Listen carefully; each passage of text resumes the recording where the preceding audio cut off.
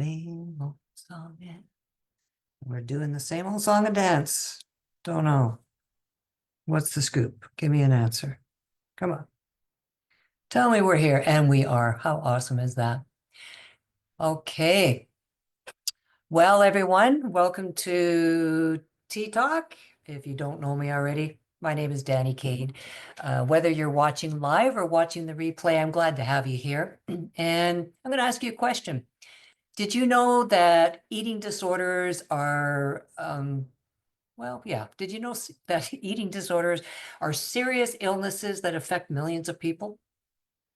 But what we usually hear about them doesn't tell the full story. And seeing as it's National Eating Disorders Awareness Week, there's a mouthful, it's a great time to learn the truth, not just the surface level stuff, but the important facts that people often ignore. And I just want to check my volume because everything's telling me I'm not loud enough. Sorry. So let's start with one of the biggest misunderstandings about eating disorders and why it matters. First off, they aren't just about food or wanting to be thin, which is what most people think. Their belief is that eating disorders happen because someone wants to lose weight or look a certain way. And although that can be part of it, the real reason is often deeper. For many of us, it's a way to cope with emotions like stress, fear, or sadness. And it can come from feeling out of control, going through trauma, or needing a way to deal with tough feelings.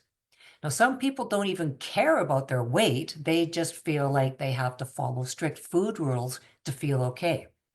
Now, this next one might surprise you. You don't have to be underweight to have a dangerous eating disorder. In fact, it's one of the biggest myths is that, you can tell if someone has an eating disorder just by looking at them. And that's not true. That's kind of like saying you can tell that people are judgmental just by looking at them, right? Now, many people with eating disorders are a normal weight, or some even are in larger bodies. But there's something called atypical anorexia, also known as nutritional anorexia, where a person has all the same dangerous symptoms of anorexia, but their weight doesn't drop as low. Doctors often miss this because they assume someone looks healthy when they're actually very sick. The most common eating disorder, and many of you know this one, is binge eating. It's also known as BED, binge eating disorder. And it's often ignored because people assume those who struggle with it just need to eat less. Sounds simple, right? But binge eating, it's a real and serious illness that needs proper help and treatment. What's scary is that without meaning to, doctors can miss eating disorders or even make them worse. And although doctors are meant to help people, many of them don't get enough training about unhealthy relationships with food. Sometimes they accidentally make things even worse by things like praising weight loss without asking if it was done in a healthy way, or telling patients um, to diet when they already have a sketchy relationship with food. Or they're assuming that only underweight people have eating disorders. The reality is, people in larger bodies often struggle to get help because they're told to lose weight instead of being treated for an eating disorder.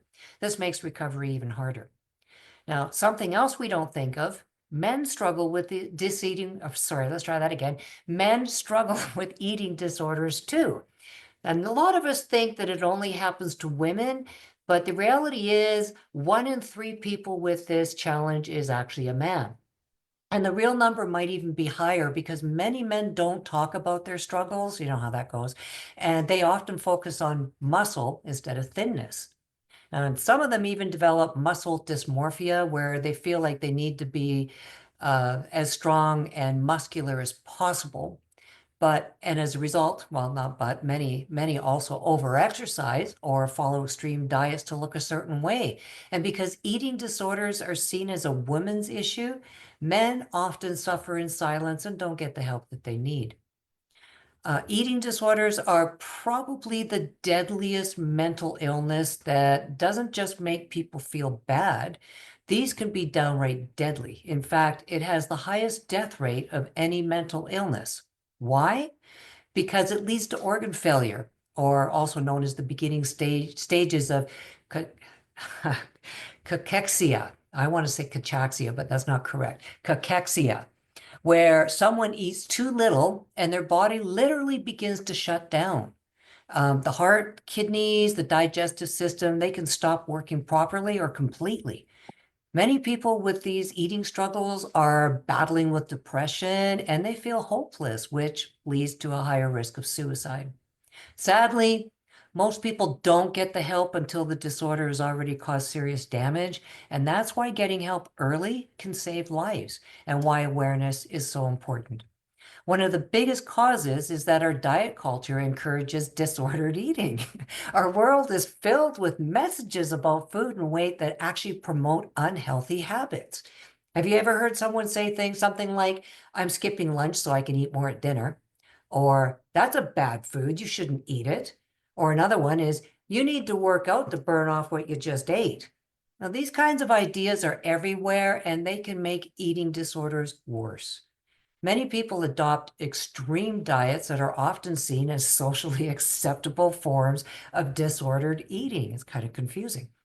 Now, recovery isn't just about eating more, sounds easy, but it's not. It's about retraining the brain. And although some might think you can fix an eating disorder just by eating more food or eating less, it's really not that simple. When someone is going through this, their brain actually changes. Their body stops sending normal hunger signals, and their thoughts about food become obsessive.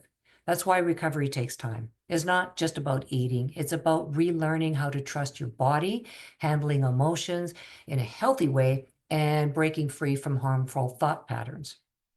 Recovery takes time and often more than one try.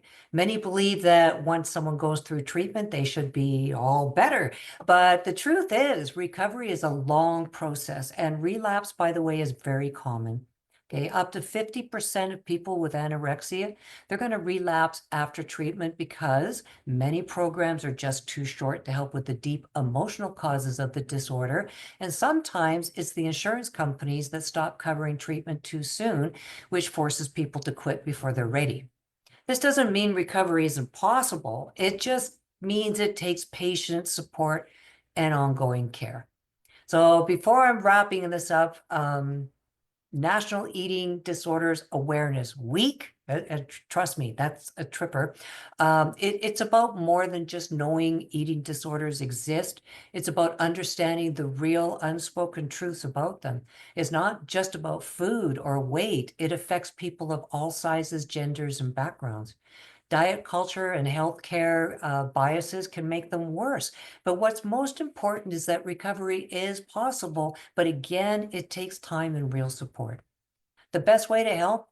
Speak up, challenge harmful diet cultures, and make sure everyone, no matter their size or background, gets the support they need. Eating disorders are complex, both mentally and physically, but no one should have to face these alone. If you or someone you love is struggling, reach out for real support. Whether it's a mental battle, the physical toll, or the hidden health risks of malnutrition, help is available. If you need guidance, I actually specialize in health-related eating challenges. It wasn't something I asked for. It came with part of my health challenges. And as a result, I'm here to help because no one again should have to do this alone. So please either DM me or drop me the word fuel in the comments, and I'll get in touch with you as soon as possible because I'd love to help if I can. Okay, so thank you for that. And just so you know, tomorrow I'll be doing a wellness show. We're going to be still February, so we're still covering heart health. And also, I want to talk a little bit about how to start supplementing while you're on a budget, because I know the economy is pretty difficult these days. All right, so join me tomorrow. That'll be right here, same time, same station, but at 1 o'clock, sorry, not same time, 1 o'clock Pacific Standard Time, but same place. And also, if you enjoyed this show, then, please catch my replays on YouTube. It's Danny Cade Wellness. You're welcome to subscribe to that. And if you're looking for more information as to, how you can help yourself with, any health challenges that you might be facing besides eating ones, I have an online wellness hub. It's called Danny Cade Wellness as well.